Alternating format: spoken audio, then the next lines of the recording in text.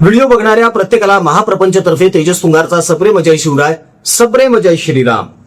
मित्रांनो, रोहित पवार म्हटलं की लगेच पत्रकार परिषद हा शब्द समोर येतो. आता सुद्धा त्यांनी एक पत्रकार परिषद घेतलेली आहे आणि या पत्रकार परिषदेमध्ये त्यांनी पुन्हा एकदा नरेंद्र मोदी यांच्यावर टीका केलेली आहे. नरेंद्र मोदी यांच्या परराष्ट्र धोरणावर टीका केलेली आहे.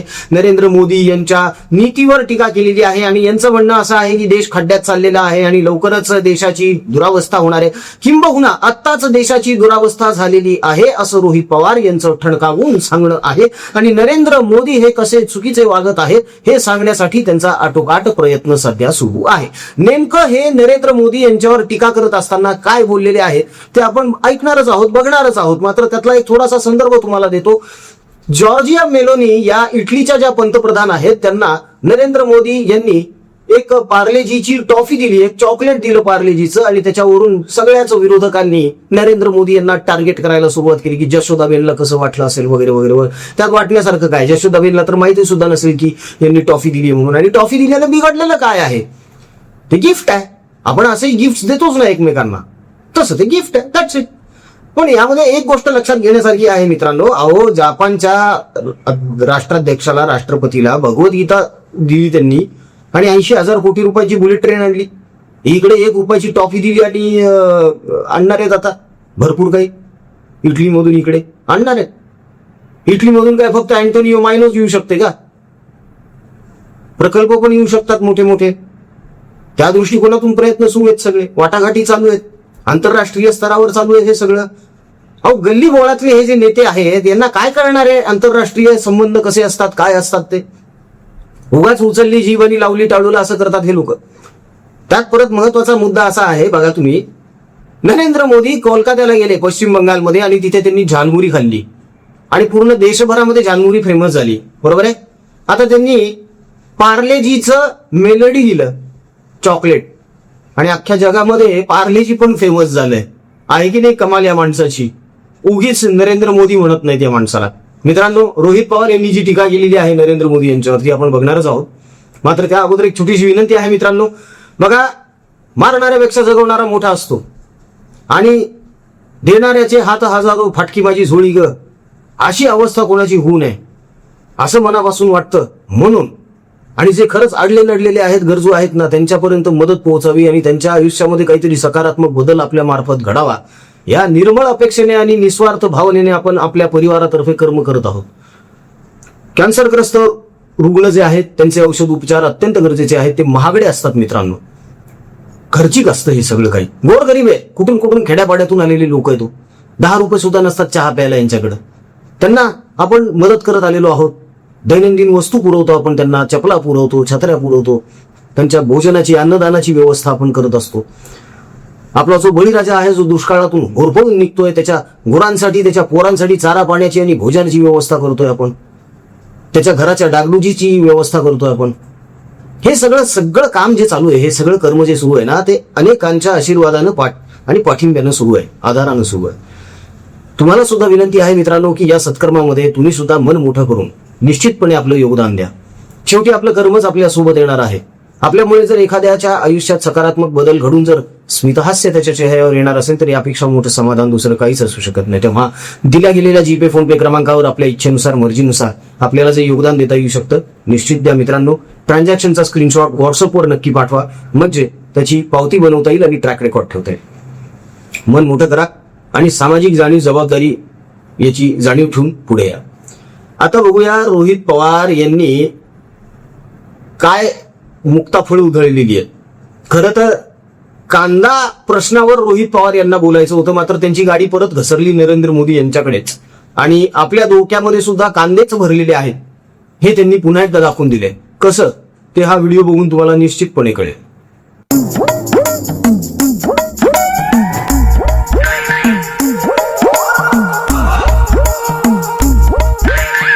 मोदी साहेबांनी इटलीला जाऊन नाही तर बाहेरच्या देशाला जाऊन मेलेडी चॉकलेट देण्यापेक्षा, कारण का मेलेडीचं चॉकलेट दिल्यानंतर पार्ले नावाची जी कंपनीचे शेअर इतके वाढले, 10,000 कोटी रुपये तिथं वाढले. ही मेलेडीची चॉकलेट देण्यापेक्षा पंतप्रधान साहेबांनी जर कांदा दिला असता तर कांद्याचे भाव वाढले असते आणि लोक त्या ठिकाणी खुश राहिले असते.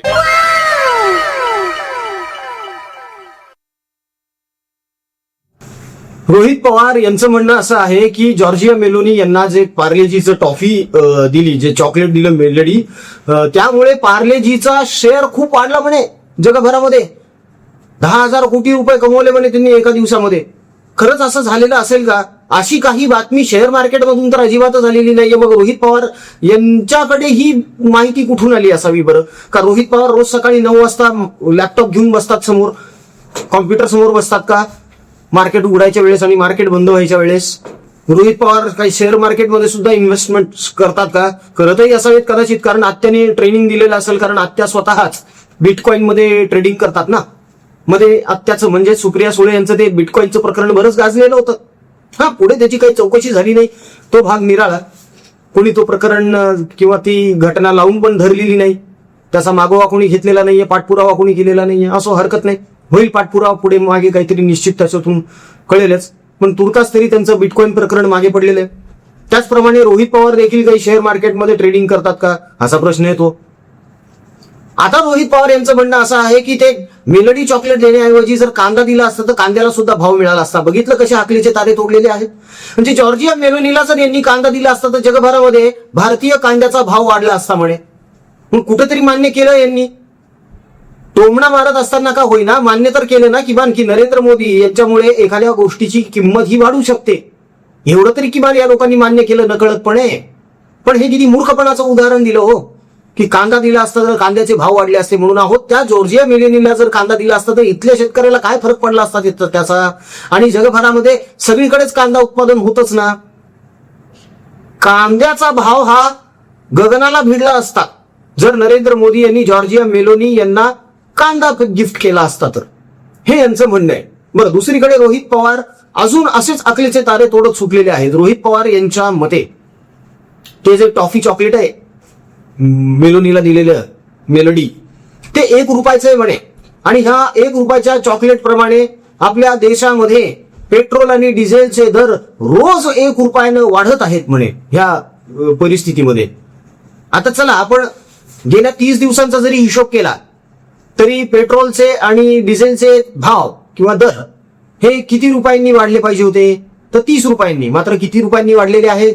जेमतेम 5 ते 7 रुपयांनी. बरोबर आहे.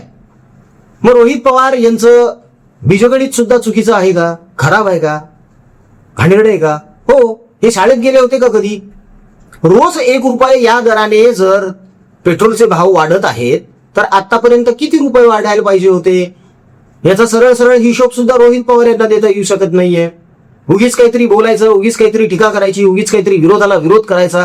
आणि नरेंद्र मोदी कसे चुकीचे आहेत आणि मीच कसा हुशार आहे, सगळ्या गोष्टींमधलं ज्ञान मलाच कसं आहे हे दाखवण्याचा यांचा हा केविलवाणा प्रयत्न आहे. मित्रांनो, कदाचित आता असं वाटायला लागलेलं आहे की रोहित पवार हे हुशारगी मारण्याच्या बाबतीमध्ये संजय राऊत यांना देखील मागे पाडतात की काय, असंही सध्या रोहित पवार सुसाट सुटलेत पत्रकार परिषदा घेत. इतक्या पत्रकार परिषदा घेत आहेत की त्यांना आता हे सुद्धा सुचत नाहीये की नवीन काय बोलावं. मग अशा वेळी थोडा ब्रेक घ्यावा रोहित पवार यांनी. आणि जर खरंच डोक्यात कांदे भरलेले असतील तर ते कांदे जरा विकावे. गेल्या वेळेस जसे 10 एकरामधले वांगे विकण्यात आले होते तसे डोक्यातले कांदे पण विकून टाका म्हणावं. आता त्यातून येऊ शकतात ना पैसे बरेचसे. रोहित पवार यांनी नुकतंच एक आंदोलन केलं कांदा प्रश्नासाठी आणि त्यात त्यांनी अजब गजब सल्ला देऊन टाकला की इथला कांदा देशात विकूच नका, परदेशात विका म्हणे. आणि परदेशातही जर विकला जात नसेल तर तो जाळून टाका, हा सल्ला देण्यात आलेला आहे. म्हणजे बघा, शेतकऱ्यांची माथी भडकावण्याचं काम देखील रोहित पवार करतायत. अर्थात शरद पवार यांचा नातू तेच करणार. जे पवार साहेबांनी आजपर्यंत त्यांच्या राजकीय कारकिर्दीमध्ये केलेलं आहे तेच आता रोहित पवार करत सुटलेले आहेत. वळणाचं पाणी शेवटी वळणावरच जाणार ही म्हण यांच्याकडे बघून, यांच्या वागण्याकडे बघून सिद्ध होते. मित्रांनो, तुम्हाला खरंच वाटतं का नरेंद्र मोदी यांनी कांदा दिला असता तर कांद्याचे भाव वाढले असते? पण हे कांदा देणं प्रशस्त वाटलं असतं का? या बाबतीत तुमचं काय मत आहे? जरा कमेंटमध्ये निश्चितपणे मांडा बरं तुमचं मत. जरा कळू देत ना रोहित पवार यांच्या डोक्यात खरंच कांदे वाटाणे भरलेले आहेत की काय? शंका तर तशीच यायला लागली आता, कारण प्रश्नच हे असे उपस्थित करायला लागलेले आहेत.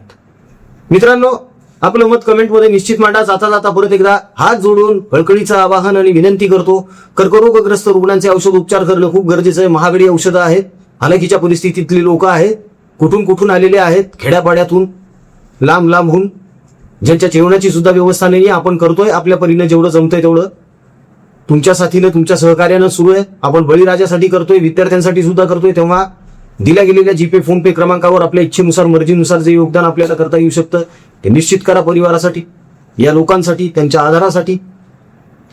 ट्रान्झॅक्शन केल्यानंतर त्याचा स्क्रीनशॉट व्हॉट्सअपवर नक्की ठेवा परिवाराच्या, म्हणजे त्याची पावती आपल्याला बनवता येईल. मन मोठं करा मित्रांनो, सामाजिक जाणीव आणि जबाबदारी थोडीशी उचला आणि पुढे या. व्हिडिओ आवडला असेल तर व्हिडिओला लाईक करा, कमेंट्स करा, शेअर करा, चॅनलला सबस्क्राईब करा. जय हिंद, जय महाराष्ट्र, वंदे मातरम, जय शिवराय, जय शंभूराजे, जय भवानी, जय जगदंब, भारत माता की जय, जय श्रीराम.